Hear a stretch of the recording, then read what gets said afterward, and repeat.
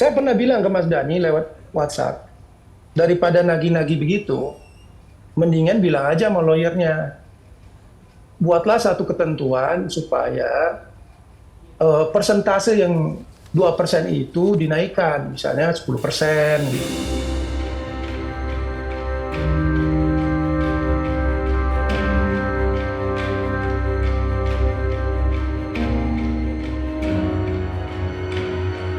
Jadi pendekatan ada dua.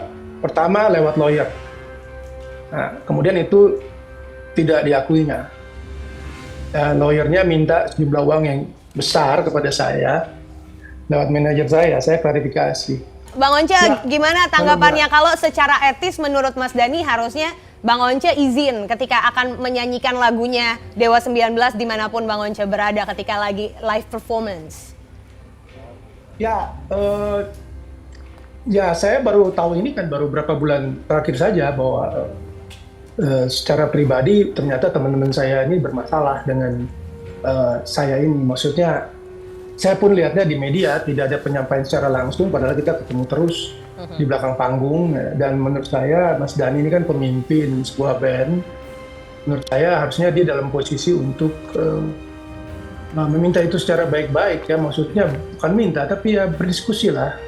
Saya mengerti soal itu. Dari pandangan saya pikir nggak masalah gitu. Toh ada mekanisme LMKN dan LMK yang sedang berjalan, yang harus kita sokong bersama arahnya. Dan tadi seperti kata Mas Dani, memang banyak tantangan yang harus dihadapi oleh sistem besar yang dibangun bersama ini. Dan kalau saya sih sebetulnya terbuka. Yang saya sayangi cuma itu aja. Tidak pernah ada direct communication gitu ya, yang datang malah lawyer gitu kan. Saya padahal ngeteks juga loh, saya terbuka untuk obrolan secara pribadi bukan dalam konteks hukum. Saat itu mungkin Mas Dani lewat input dari lawyernya ini masih mempunyai pendapat bahwa memang bisa saja itu ketok harga dan segala macam. Mungkin ini sudah berubah gitu. Nah sekarang ini kan sedang berubah ke arah pelarangan gitu. Pelarangan pun sebetulnya dari konteks positif saat ini tidak bisa ya. Itu harus ditegaskan. Mas Dani, tanggapan nggak ada yang disesalin sama Bang Once adalah tidak ada komunikasi in private first. Kalau kata saya sih itu nggak usah dibahas ya, karena kita kan maunya kan sekarang ini kan diskusinya kan soal MKN ya. Menurut saya itu ya udahlah, itu kan pribadi, nggak usah dibahas. Ini menurut saya penting ke depan adalah kemarin kita sudah bertemu dengan Dirjen Haki.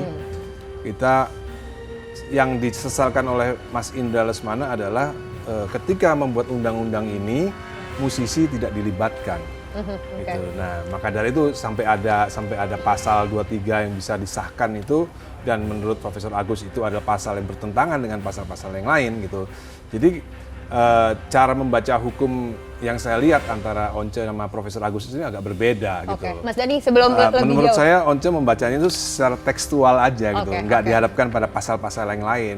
Ketika saya berbicara dengan Profesor Agus, pasal 23 itu nggak berdiri sendiri gitu loh. Mas Dani, sebelum lebih jauh ke sana, selama ini berarti WAMI sudah mengerjakan tugasnya dengan baik belum? Karena Bang Once bilang dari based on IO sudah merasa menyetorkan uangnya. Mas Dani udah menerima? Saya dapat WA teks dari WAMI yang saya sudah masukkan ke IG bahwa banyak yang nggak melapor. Banyak itu? Banyak IO yang tidak melapor. Gitu. Jadi kalau ngelihat laporan-laporan IO itu mengenaskan sekali. Kemarin kita bicara sama Dirjen Haki, PIU melapor bahwa dari IO itu selama berapa bulan dapatnya cuma 400.000. Terus Badai dapatnya 300.000, Rike dapatnya 200.000. Itu royalti dari IO selama setahun. Kan timpang banget, masa selama setahun PIU cuma dapat 400.000 gitu loh laporannya gitu kan. Padahal kita tahu artis kan mahal-mahal, dan kita kemarin Mas Chandra juga ada hadir di rumah saya waktu itu. Kita merumuskan berapa persen sih kontribusi lagu terhadap pertunjukan. Ya ekstrimnya kemarin para pencipta ngomongnya kontribusinya itu 50%, 50-50 dengan artinya kalau misalnya harga artis 100 juta, harga lagu harusnya 100 juta. Oke. Itu ekstrimnya ya, tapi kita nggak akan menuju ke sana. Karena kan di harga royalti 2% itu kan di permen. Itu dalam sekejap bisa kita rubah karena itu permen. Bisa naik langsung 10% gitu. Tapi kita masih belum tahu, kita masih berkumpul lagi para pencipta. Ya itu tadi, Mas Indra Lesmana menyayangkan kenapa undang-undang ini disahkan tanpa melibatkan musisi-musisi. Oke. Gitu. Mas Dani tahan di situ. Bang Once tahu bahwa yang selama ini terjadi IO banyak yang nggak melaporkan ke WAMI dan Mas Dani nggak mendapatkan haknya? Jadi gini, saya setiap kali manggung, saya selalu bikin kontrak. Di dalam kontrak itu ada ketentuan bahwa tanggung jawab pembayaran royalti itu adalah melalui IO dan itu harus mentaati undang-undang cipta yang berlaku. Ya, jadi memang tanggung jawab itu ada di pihak IO. Ya, disitulah memang sosialisasi atau apa ini? Mungkin sikap dari IO kebanyakan ini belum taat. Ya. Nah, di samping itu sebenarnya saya itu konstruktif kok. Saya pernah bilang ke Mas Dani lewat WhatsApp, daripada nagih-nagih begitu, mendingan bilang aja sama lawyernya. Buatlah satu ketentuan supaya persentase yang 2% itu dinaikkan, misalnya 10% gitu ya. Harus juga dipertimbangkan untuk itu. Nah, tentu ini mungkin akan ada tentangan dari pihak IO ya atau promotor. Nah, tapi saya kira itu wajar-wajar saja supaya sistem yang sedang dibangun ini oke, dan saya bisa terima gitu sistem pengumpulan ini dengan persentase yang lebih besar. Cuman yang memang harus dimengerti, ini yang saya suka pikirin, bahwa posisi penyanyi dan pencipta itu berbeda dalam hal begini. Royalti itu bukan penghasilan yang didapat dari hasil kerja hari itu.